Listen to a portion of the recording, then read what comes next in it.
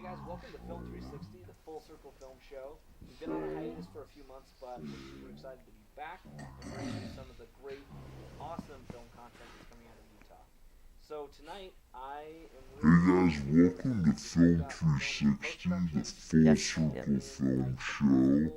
We've stage. been on a Yeah, hiatus. yeah, we're hoping. Bring you Thanks again for some having of us on the our show. great, Yeah, this is great. For us awesome to, film to be here. content And that's coming out of so Utah. I'm Devin Hansen. So I'm the tonight, writer and director. I am Cindy here I'm was looking my co-writer. forward to this And because we've got a film. Yeah, I'm Cindy Manwill. I wore a couple different hats for this film. Like Devin mentioned, I got to play Sonia, who's the lead. I wrote a song. Well, I didn't write a song, but I recorded a song for it, and I wrote a character for it. Anyway, we've got the Yes. filmmakers here. Okay, You so guys the want first to question I take a like sec, to ask just within introduce film is, we have a big yourself? variety. So we have a full budget film, a low budget film, a shoestring budget film, or Shoestring. a no budget film. Well, so the whole production was actually a non-paid production. But we actually had a sponsor to help us out with it, and he actually is a good friend of mine, and he actually helped with us sponsor my first film, Bigfoot at Mill Creek, and he was the one who kind of got me into acting, and kind of gave me the doorway into the film industry, because and it was interesting because film was the last thing that I ever expected to do, because I thought it was always impossible to get into, and so I took the opportunity, and I kind of gained my own experience throughout the years, working on set, working with professional actors, directors, producers, and just kind of transition over to writing and directing, and with making Stalker, I was able to meet the right people at the right time. So Awesome. yeah. Now, the trailer, So, by the way, looks okay, awesome. so the first Oh, question thank I you. like to ask with any Honestly, film the on the trailers, show, I often see we have a big variety. Yeah. usually not. So, were you a full budget film, So, Oh, thank you. Yeah. a Thank low you. let's budget take a film, quick look at that. a Okay. shoestring Stalking is the unwanted or obsessive attention from one person to another.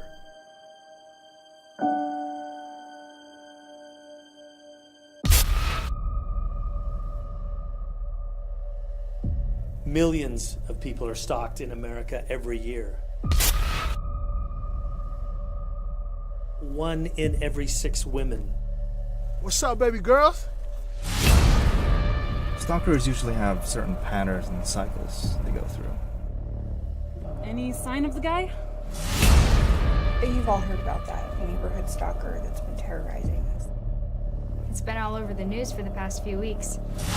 Investigators say the attacker is on a statewide crime spree, attacking single women.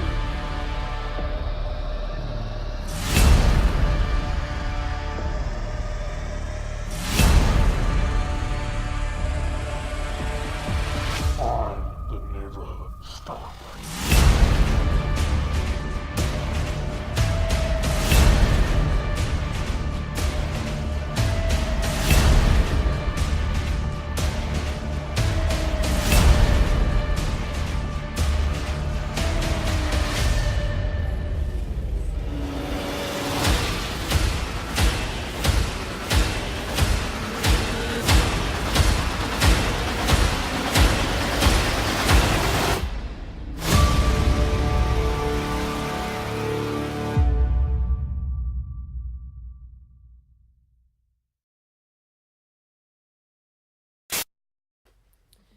Did you? The first question I have when I watch this is that original music? Was that music made for this?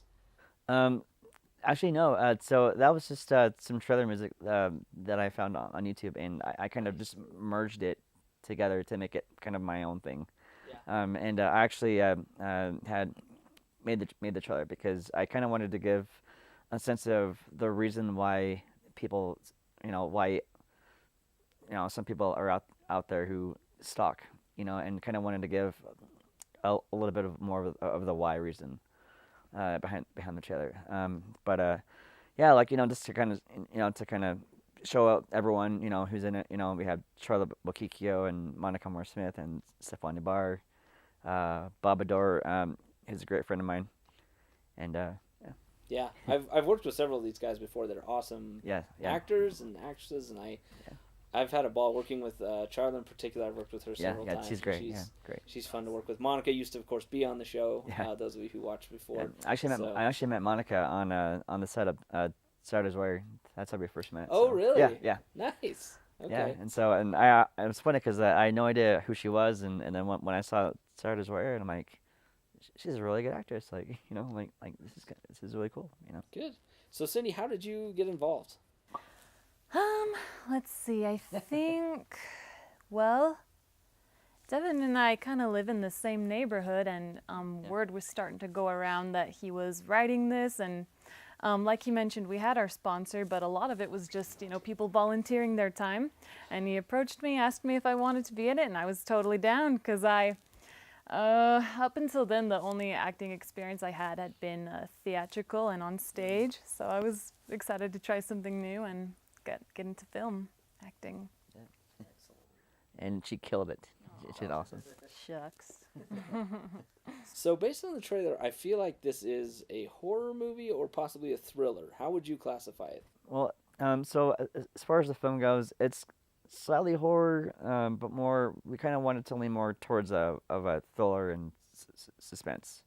And the reason why I like those genres is because they seem to really grab people's attention. Yeah. Versus a drama or a comedy, you kind of have to be like in the mood for those, but I was always drawn to thrillers because they seem to grab people's attention just really, really quick, and right away. And so I kind of thought this would be something that that people could possibly relate to, that it would really grab someone's attention because millions of people out there have been stalked and have been in really terrible crazy situations and stuff. What would you say is the biggest obstacle each of you faced, either in the full scale of things, whether that was in pre-production, post, or throughout production? Oh, that's a good question. Yeah. Have you got one in mind, Cindy? I find that for a lot of people it's the money, but you guys had a sponsor, which is pretty cool. Yeah. In terms of other actors, or I don't know, music, what are some of the things that have been the hardest to bring together? Well, I think just overall in general, I never thought it was really hard to try and get everyone together, but just the whole thing, it was just the whole concept of getting this done, because we were trying to shoot for Sundance, and and so because we started our production in March of last year. Can you believe it's last year? I know, yeah, a year already. Yeah, March of last year we officially started production, and we finished up in about the second week of September, hoping to make it into Sundance. But eventually, we actually hit the deadline by 24 hours within the deadline of Sundance. So we were able to, to luckily submit, but Sundance was, we actually had to make the late submission, which was a long shot. But hey, but we tried, I would say the same thing too, yeah, that the most difficult thing was working with that time limit, because we did want to submit it to Sundance.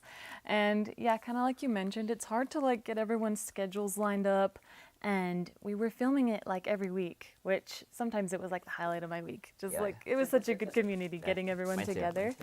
But yeah, it took a span of 6 months, and so by the end I remember it felt pretty chaotic, the last few shoots, just trying to get it all done before that time limit. So that was a pretty difficult part. 6 months is a pretty long production schedule. I mean, unless you're accounting for seasons or doing something unusual like that. So why did it take 6 months? Did you guys shoot just on weekends? Did you shoot, what was your schedule? Well, I wanted to to spread it out because because like I knew that we had some some really busy actors who were doing their own thing or who were in other productions and projects and stuff, and so I kind of wanted to.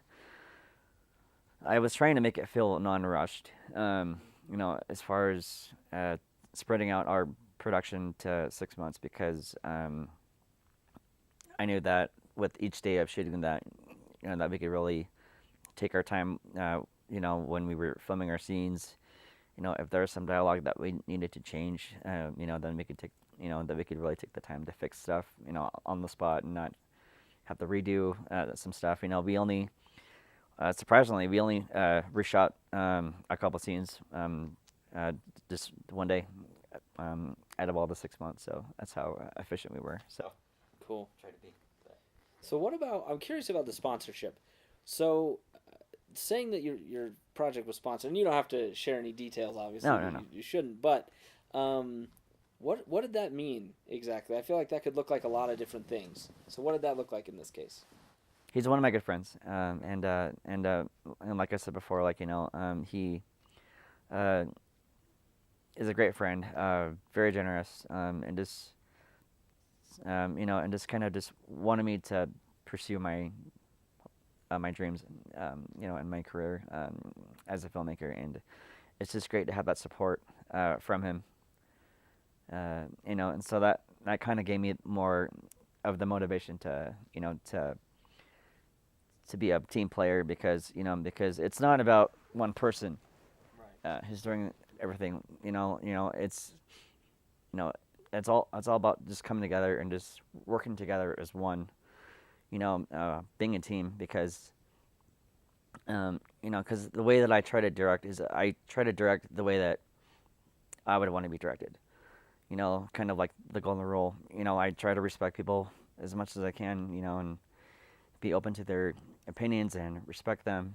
And I think that's why people had such a great time on this project because I wasn't one of those directors who was who was trying to be the even though I was the finger pointer, I still was able to get along with my crew, with my lighting and with sound and audio and everything, and and as well as my actors. So this question is for you, Cindy, which is there's various kinds of directors, but the two that I tend to run into the most are the dictator director and the collaborative director. I like both for different reasons, and I've had both that have gotten great results. Mm-hmm. What kind would you say Devin was, and how did that shape the production?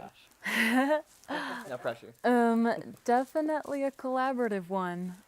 Very open to hearing everyone else's ideas, not trying to dominate the set, which I think worked out really well. That's, I think, one of the biggest things I've learned from you, Devin, because when I think about producing, my own projects that I do with music and whatnot, I tend to kind of make it a little bit of a one-woman show. But yeah, I like the collaborative style, getting ideas that you wouldn't have thought of on your own. And that's definitely the biggest takeaway that I got from working on Stalker was definitely the community, everyone working together. Some of the best friends I have in the industry I have thanks to this cast and this production. I agree. Yeah, and because I've been there, as an extra, and I've seen the way that directors collaborate and how they work, and some directors were really strict about what they wanted, and they were rude to their actors, and I'm like, how could you do why would you do something like that? And so that blew my mind, and but I'm just glad that I was able to give the respect that because everyone was helping me out with this project, and the one thing that I could give in return was my respect and my gratitude, and because I believe when it comes to directing a cast and a crew, everyone should be treated equally. It's not about the extras get the scraps of the table, and all the actors and the cast, they get the buffet table. It's everyone should be fed equally. Whether you get paid or not, everyone should get paid equally. And I kind of stuck with that because I try to direct the way that I myself would want to be directed. And so, and it was very great to hear everyone's opinions, and if they had something that they wanted to change, I would go, oh, like, I didn't think of that. Like, that'd be great. That'd be awesome. And it was great because I came to respect those who were working really hard on this project. Awesome. I find that directors, especially of lower budget or no budget projects, the ones who treat their cast well are the ones who people want to come back and work with again and again. Yeah. And I love that about this industry, that it's a very collaborative place, and there's kind of a place for everybody who wants to be involved. And so. and one thing that I've learned too, that it's not very common out there. It's rare.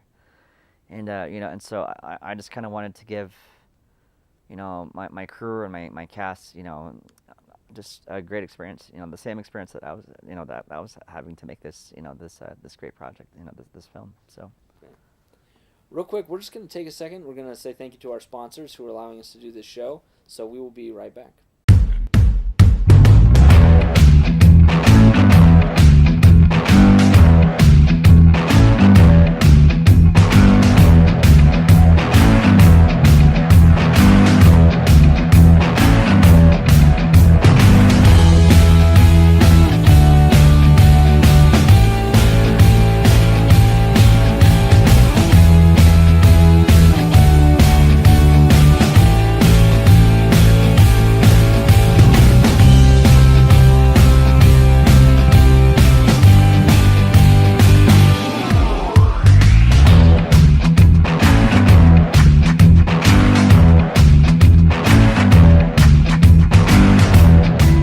Okay, welcome back. There's a question that I think is really important. I like to ask this question to every guest, but really every industry friend or even foe that I come across, which is what advice would you give to somebody who wants to kind of follow in your path? Having been where you've been, what advice would you give someone? Yeah. I would just say, just stick with what you want to do, and if you know the right people who can help you, don't be afraid to ask for help. And just there's a lot of talented people out there, who want to do the same thing. Whether it's acting or writing or directing and producing. Everyone, there's so many people that have a passion for it. And I think if we just meet the right people, they'll take you to the direction that you want to go. And that's, from my experience, that's been a great blessing for me, because our director of photography was great camera guy, and just like he knew his angles, he knew his photography, and he did a beautiful job with our film.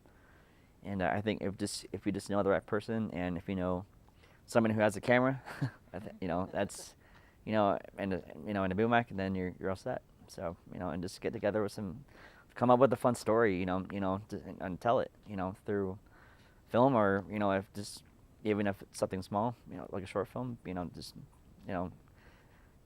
start with that. Yeah. Gabe Guerrero, he was our DP, and he was awesome. Let's see, for people who'd want to follow in these footsteps, I think, networking, making friends with people, and honestly being a decent person, being professional, treating people nicely, because it's a small community, and word can spread like wildfire, so just make sure that you're treating people nicely, and working hard. There's like that well-known quote that hard work beats talent when talent doesn't work hard. So definitely just trying to be consistent. That's something I want to work on myself as well. Excellent. Yeah, I think networking is probably the most neglected thing, that they don't teach it to you at film school. Mm-hmm. They just expect you to build a network while you're there, but nobody in my entire college education ever said a word about how crucial networking was going to be. Yeah, yes. They hinted at it, right? And maybe you experienced that. They'd be like, oh yeah, your connections are everything. But they never taught us how to network. They never taught us who to network with. So what would be some networking tips that you might give? Well, it's funny that, that's a great question, because Cindy and I are actually both musicians.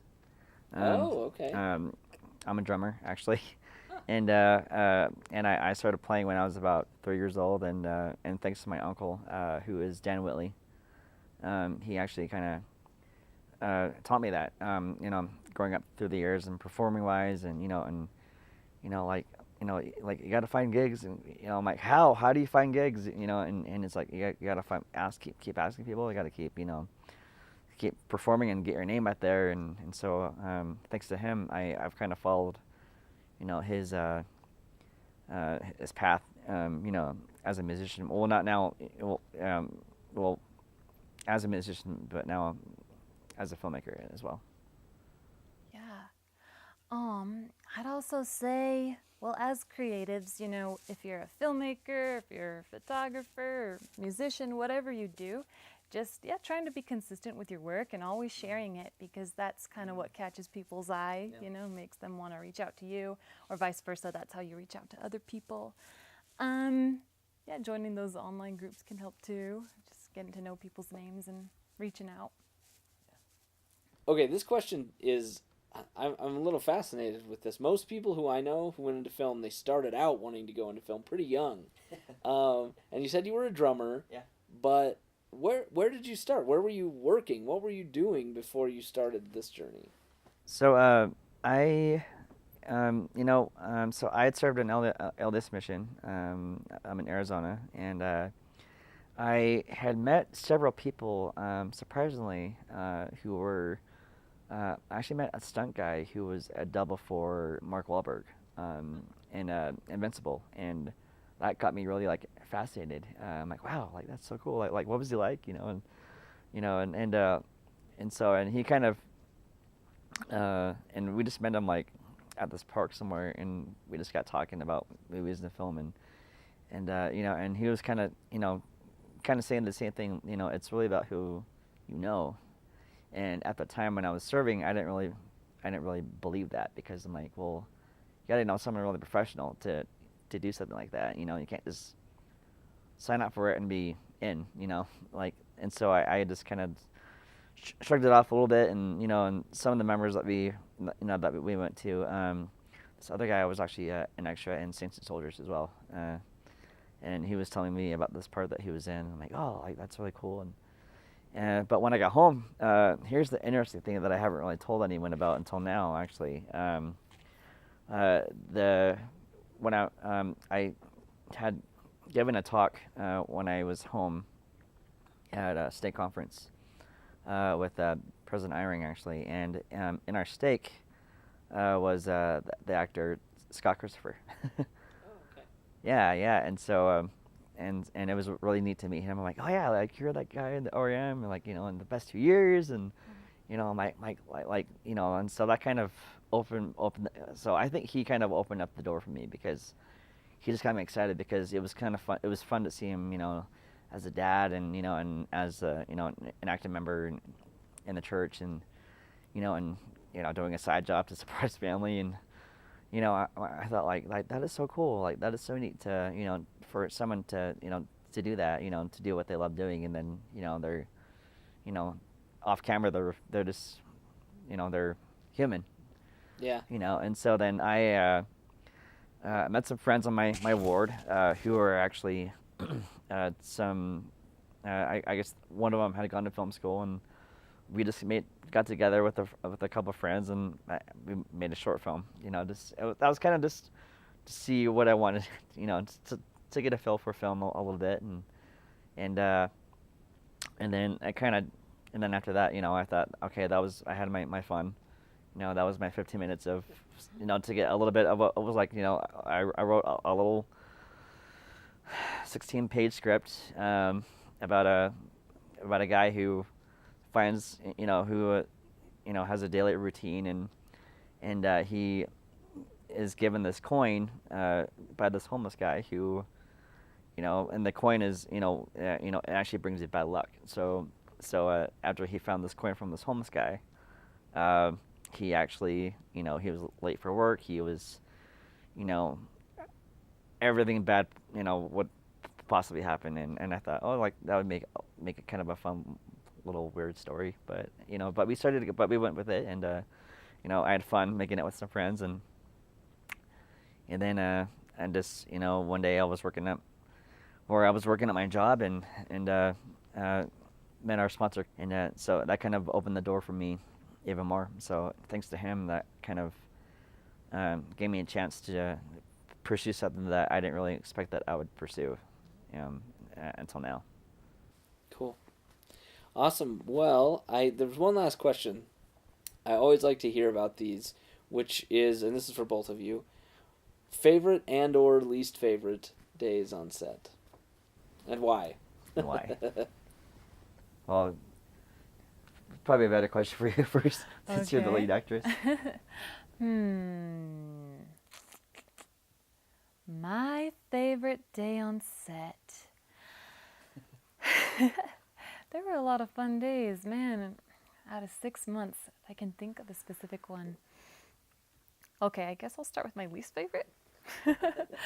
So, it had to have been near the end when things kind of felt a little scrambly. We were trying to hit the deadline, and I remember there was one night we were going kind of late, and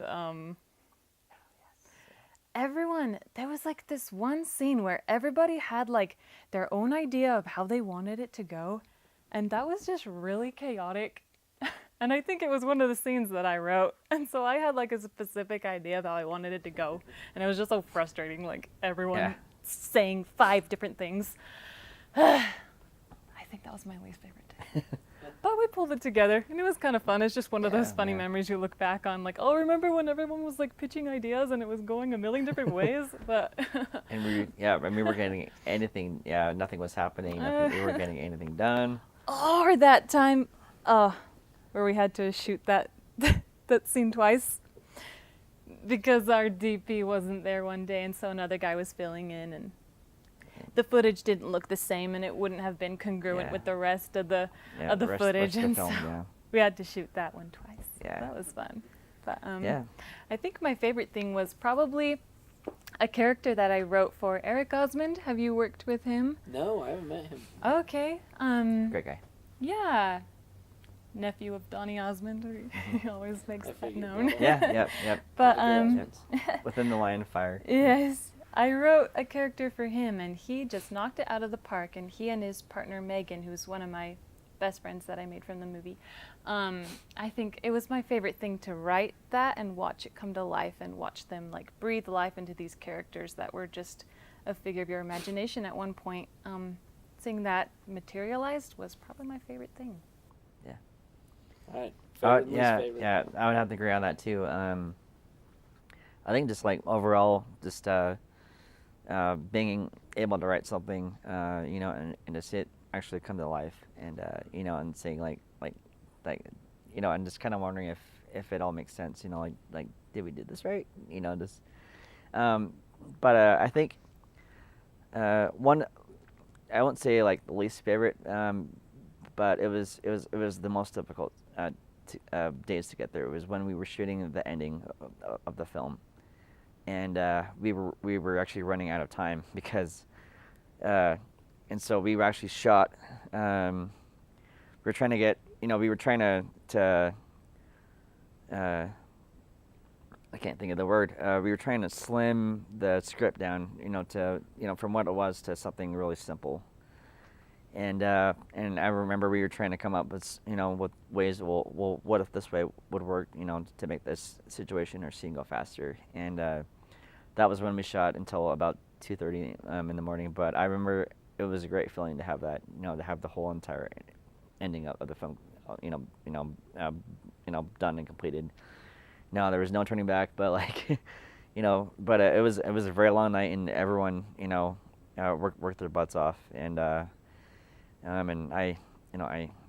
can't thank you guys enough, for everything that you guys have done for us, and well, for me, but for just everything in general, for helping out, and but I think every day on set was really fun.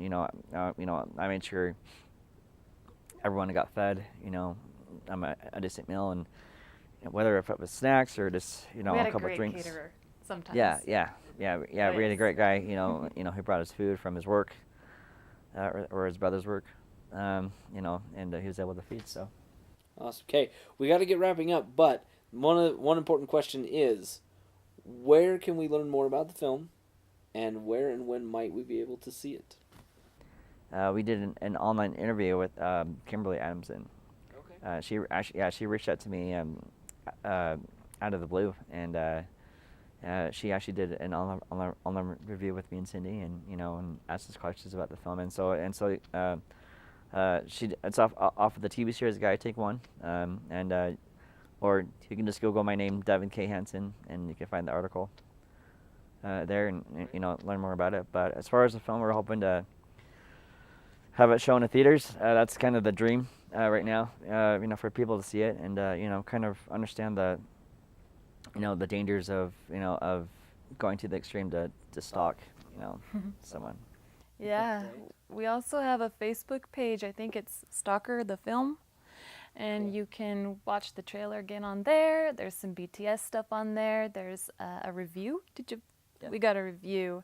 That was pretty cool. You can read that on there as well. Fantastic. We want to say a special thank you to Creative Stream for letting us film in their studio. This is a great space, and if you've got a film project, they've got a fantastic green screen. They've got tons of lights. They've got it's a great setup in here. So you can check them out, Creative Stream. So again, thank you so much to them, and thank you guys for watching Film 360. If you've got a film project and you'd like us to talk about it on the show, please reach out and let's get you on. Otherwise, we'll see you next week on Film 360. Thanks so much, guys. Thank for you. Yeah, thanks for having us.